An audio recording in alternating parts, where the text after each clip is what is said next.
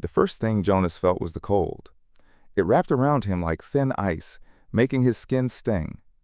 He opened his eyes slowly, expecting to see the ceiling of his small ship cabin, but instead, there was nothing above him, only a dark sky filled with slow-moving stars. Wait, before we dive into this story, welcome to Dark Orbit Stories, where distant planets hold dark secrets, and every journey takes you deeper into the unknown corners of the universe. Let's roll into the story. Jonas sat up fast. Sharp pain shot through his head. He winced and touched his temple. His helmet was gone. His suit was scratched and dusty. He was sitting on a rough, rocky surface that stretched endlessly in all directions. The ground was gray with sharp black stones, and small craters pitted the landscape. He looked up again.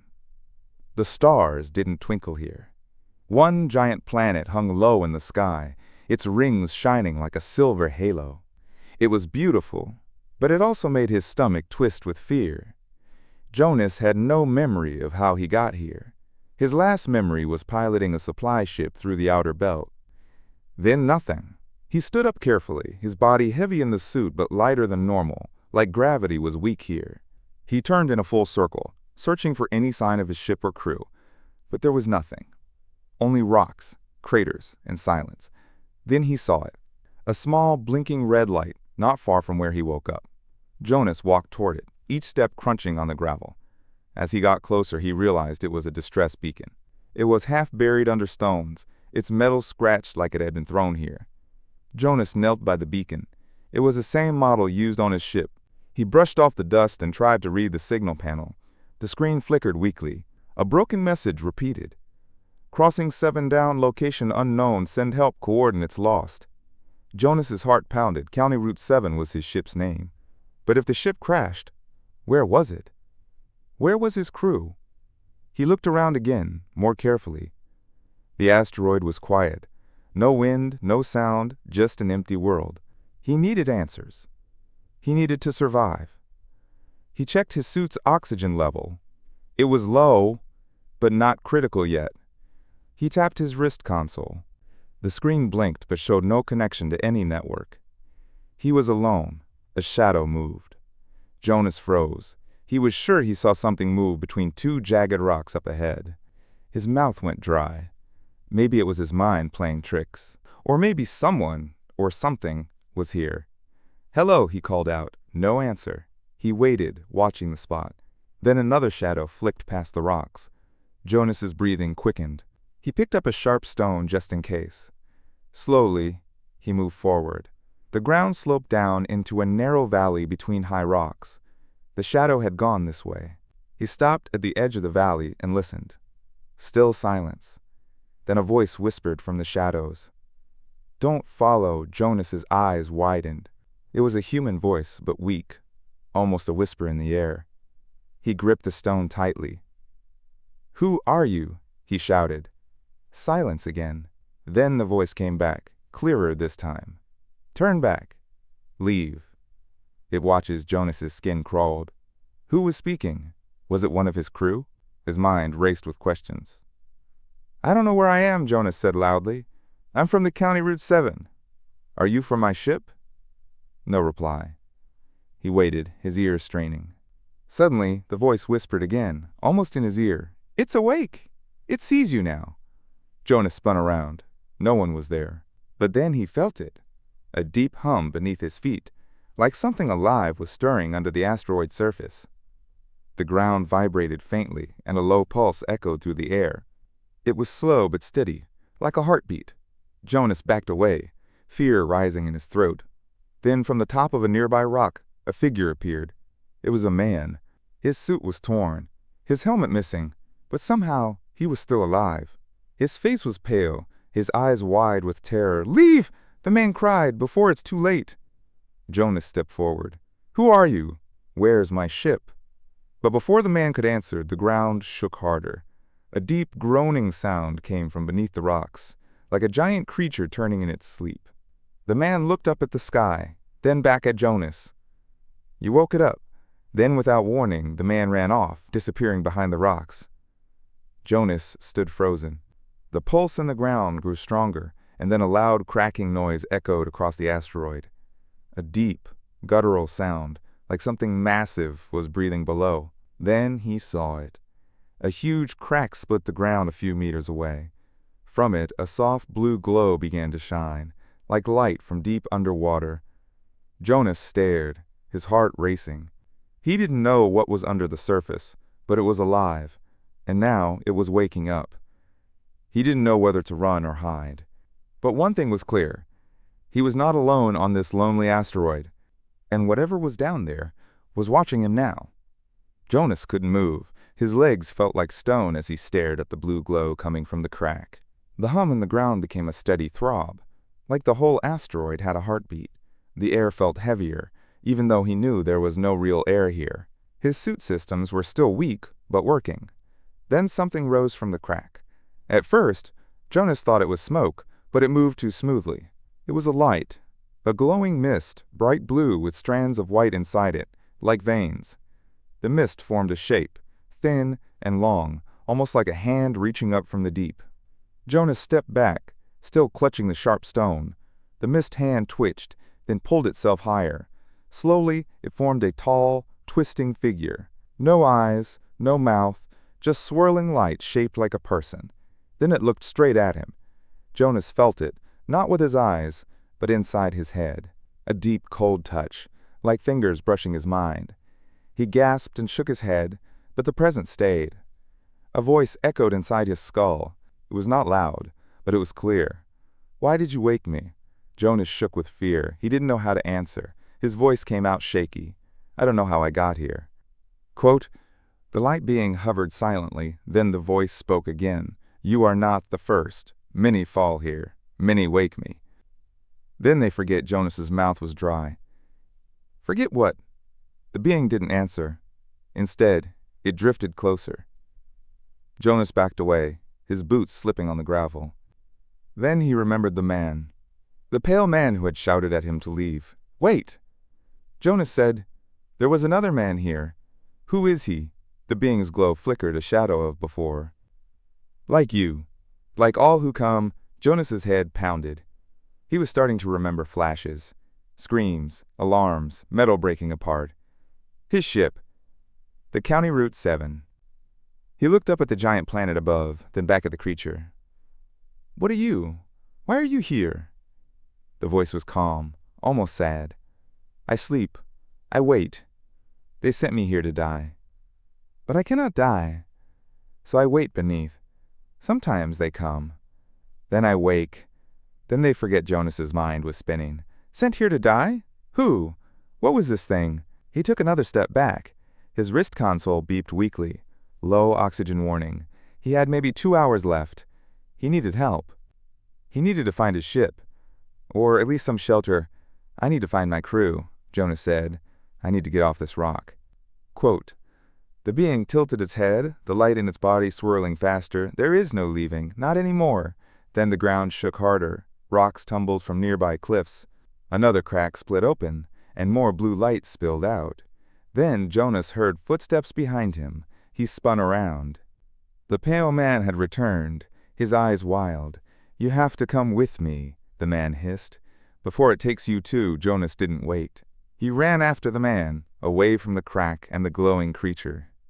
The man moved fast, despite his torn suit.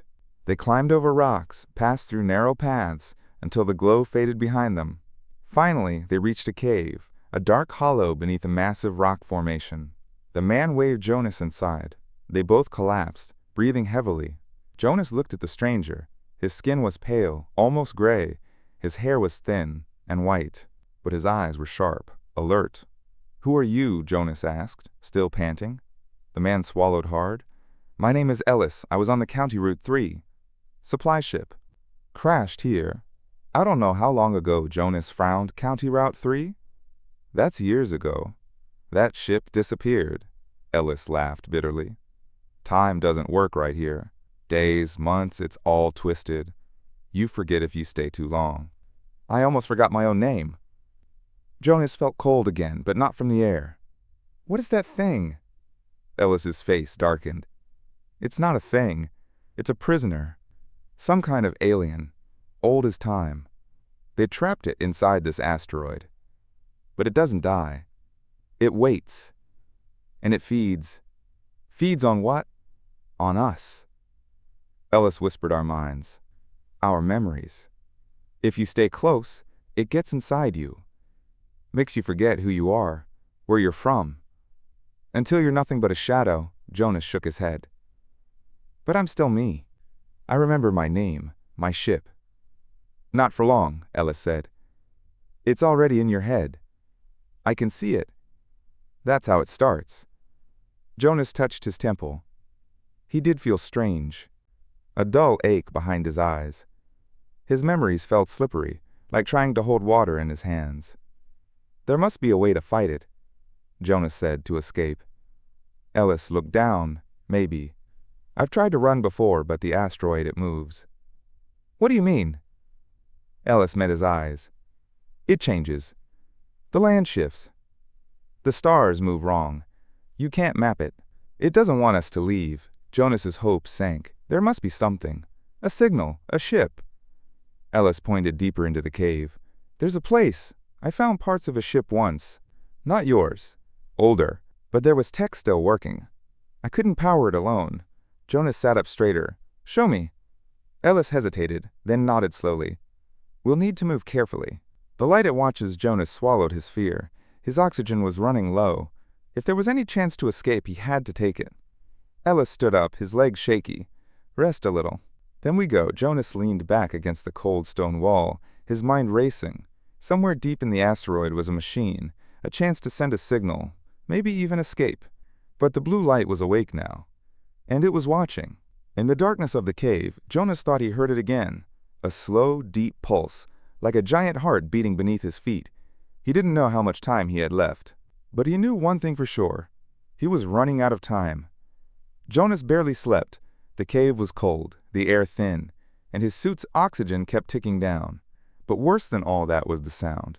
The slow, deep pulse he could hear in the stone beneath him. It was steady, like breathing, reminding him the creature below was still awake, still watching. Ellis shook Jonas's shoulder gently. Time to move. Jonas sat up, rubbing his eyes. His head still ached. The dull pain behind his eyes had grown stronger, like something was crawling in his mind. But he forced himself to stand. Ellis led the way. They slipped out of the cave, moving carefully among the rocks. The asteroid's surface looked different now, though Jonas couldn't say how. The paths seemed twisted, like someone had moved the stones while they slept. But Ellis walked, like he knew the way. They climbed over jagged cliffs, crossed narrow ridges, and past craters that glowed faintly, with blue light deep below. Jonas tried not to look into them. As they walked, Ellis spoke quietly. I've seen others. People who woke up here. Some gave up, sat down, and stopped moving. The thing below takes them. Others run too far and lose themselves. They forget their names, their lives, everything. Jonas shivered. Why are you still here? How are you still you? Ellis glanced back, eyes sad. I don't know. Maybe I'm too stubborn to forget. Hours seemed to pass, though it was impossible to tell time on the asteroid. Finally, they reached a wide crater with a broken shipwreck at the center. The ship was old, rusted, and torn apart, but parts of it still stood. One large section leaned against the crater wall. Its metal skin was covered in dust, but Jonas could see the faded markings, an old exploration vessel, long before his time. Ellis led him to a metal hatch, half buried in rubble. This way. They climbed inside. The air was stale, but the interior lights flickered weakly. Consoles lined the walls, cracked and half dead. But one screen blinked with life. Ellis pointed. This was the comms panel. I managed to power it once using some solar cells I rigged, but I couldn't get a strong signal. Maybe with your suit systems we can boost it. Jonas stepped forward and plugged his wrist console into the panel. The screen came to life with a soft hum. Signal strength low, Jonas muttered, but maybe. He worked quickly, fingers shaking. Lines of code flashed. The system was ancient, but Jonas had trained for this. He rerouted power from backup cells in his suit, bypassed the old circuits. Suddenly, a weak pulse signal emitted from the panel. Distress signal transmitting, the screen read. Jonas sighed with relief. It wasn't much, but it was something. If any ship passed nearby, they might pick it up. But then, the ground trembled again. A deep groan echoed from beneath the crater. The lights in the ship flickered. Jonas looked at Ellis. It knows Ellis nodded grimly. It always knows they heard a sound, like wind but heavier. Jonas turned to the hatch and saw it. The blue mist. It was rising from the crater floor, glowing brighter, swirling as it climbed. Ellis grabbed Jonas's arm. "We have to go." Now Jonas didn't argue. They scrambled out of the shipwreck, climbing up the crater wall as the mist spread below them like a rising tide. The pulse in Jonas's head grew sharper, like nails digging into his thoughts. He heard the voice again, but louder. "You cannot leave." "You are mine!" Jonas cried out, clutching his head, but Ellis pulled him onward. "Fight it!" Ellis shouted. "It wants your mind! Don't let it take you!" They reached the top of the crater, but the mist was faster. It shot up, a swirling tower of light, and formed into the tall figure again. It blocked their path, its glowing form bending with the windless air. Jonas stood his ground, chest heaving. "Why? Why do you want us?" The creature's voice rang in both their minds. "I was left here by your kind, trapped, forgotten. I feed because I must. I am alone. And so shall you be." Jonas's vision blurred.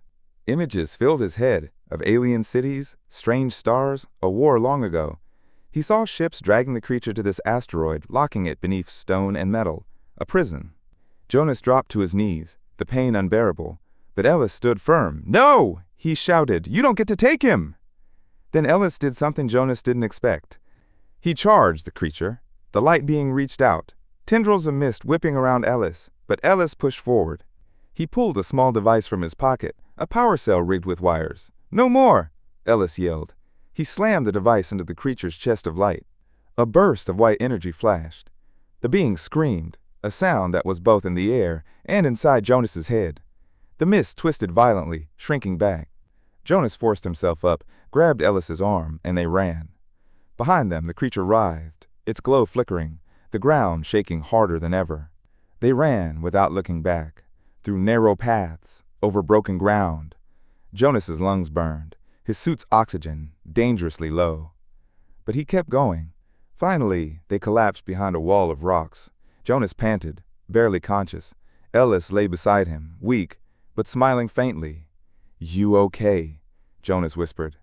Ellis coughed, but nodded. "It's hurt. That'll buy us time." Jonas checked his wrist console. The distress signal was still sending, barely. His oxygen readout flashed red. Ellis saw it and looked sad. "I'm sorry, kid. I don't think I can save us." Jonas shook his head weakly. "We'll think of something. Someone will hear the signal." Ellis closed his eyes. Maybe. The ground pulsed again, softer now. The creature was still alive, still watching. Jonas stared up at the stars, the giant planet looming above. He was tired, cold, and afraid. But deep inside, a spark of hope remained. The signal was out there. Maybe someone was listening. He would hold on. He had to. The pulse in the ground continued, slow and steady. Jonas knew the fight wasn't over yet, and somewhere, in the dark, the creature waited. Jonas drifted in and out of sleep. His body was cold, his breathing slow. The red light on his wrist console blinked faintly, warning that oxygen was almost gone. He tried to stay awake, but his mind was foggy, heavy like he was sinking underwater. Then a voice broke through. "Wake up! Jonas, wake up!" His eyes fluttered open. Ellis was shaking his shoulder. His pale face looked terrified, but his eyes burned with urgency. "There's a ship," Ellis said breathlessly. "I saw lights." Jonas blinked, trying to focus. "A ship." Ellis nodded. "It's here. Orbiting. I saw the shadow move across the stars. They must have picked up your signal." Jonas forced himself to sit up, though his body screamed in pain. His oxygen warning now flashed solid red. Time was running out. "We have to reach higher ground," Ellis said. "They won't see us down here." Jonas grabbed his sharp stone again, though he didn't know why anymore. Maybe holding it gave him a reason to keep moving. They climbed together, helping each other over rocks and craters. Jonas stumbled more than once, his vision doubling, but Ellis kept pulling him up. All the while, the pulse in the ground continued, slower, weaker, but still alive. Jonas could feel the creature watching them from deep below, its presence heavier in his mind with every step. Finally, they reached a high ridge overlooking a wide plain. Above them, Jonas saw it, a faint, distant shape against the stars. A ship, big, with flashing lights. It was real. Jonas raised his arm weakly. "We need a beacon." Ellis dug into his pocket and pulled out a small flare device, built from scraps of old tech. "I made this years ago, but never had a reason to try it. Let's hope it works." He fired the flare into the sky. A bright red light shot up, hanging like a burning star. For a moment, nothing happened. Then Jonas felt the ground shake harder. He turned and saw it. The blue mist was rising again from the craters, spreading fast, glowing brighter than ever. The creature's voice filled the air. "You cannot leave. You are mine." The mist rushed towards them like a wave. Jonas could barely stand, but Ellis pulled him close. "We hold here," Ellis said. "If they saw the flare, they'll come." Jonas nodded weakly. "If they don't—" Ellis gave a small, tired smile. "Then we go down." Fighting, the mist towered over them, forming the tall figure of light. Its glowing limbs stretched out, veins of blue and white pulsing inside it. Jonas heard its voice in his head. "You will forget." "Like the others." Like him, Jonas frowned, confused. "What do you mean, like him?" The creature's form shimmered, and then he saw Ellis's face, twisted in the mist, a memory. The truth hit Jonas hard. Ellis wasn't alive. Jonas looked at Ellis beside him, but his figure was pale, almost transparent now. His form flickered at the edges. "You're part of it," Jonas whispered. Ellis looked down, his face heavy with sadness. "I was. But I fought it. Some part of me stayed. I couldn't leave. I didn't want to forget. I needed to help someone escape." Jonas shook his head, tears in his eyes. "But you're real," Ellis smiled faintly. "I was. A long time ago." The creature roared, a deep sound that shook the sky. Jonas felt himself slipping, his mind growing weaker. Then a bright light flashed from the sky. A searchlight. A voice boomed through the air, clear and sharp. "This is Rescue Vessel Titan. We have your signal. Stay where you are." Jonas collapsed to his knees, relief flooding him. The ship was real. They saw him. The creature screamed again, its form unraveling in the light. The blue mist writhed, twisting into the air like smoke. Ellis looked at Jonas one last time, his figure fade and go. "Remember who you are?" Then he was gone. A beam of light from the rescue ship shone down, locking onto Jonas. A loud hum filled the air as a transport pod descended quickly, its engines shaking the ground. The creature's mist tried to rise again, but the light burned it away. The pulse in the ground grew fainter, slower. The pod landed, doors opening. Two figures in suits rushed out, lifting Jonas up. "We got him!" One of them shouted, "Oxygen critical." Patching him now, Jonas felt the rush of fresh air as they connected a new supply to his suit. His mind cleared just enough to see the stars above, the rescue ship waiting like a shining giant in the sky. As they lifted him into the pod, Jonas looked back one last time. The asteroid lay quiet again, the blue mist gone. But he knew the creature was still there, buried deep, waiting for the next one to fall. As the pod rose into the sky, Jonas whispered. His name was Ellis. One of the rescuers looked down at him, who Jonas smiled weakly, a friend. The pod docked with the ship, and as the doors closed behind him, Jonas felt the pulse finally fade. He had survived. But he would never forget the lonely asteroid, or the shadow of the man who saved him. Not ever.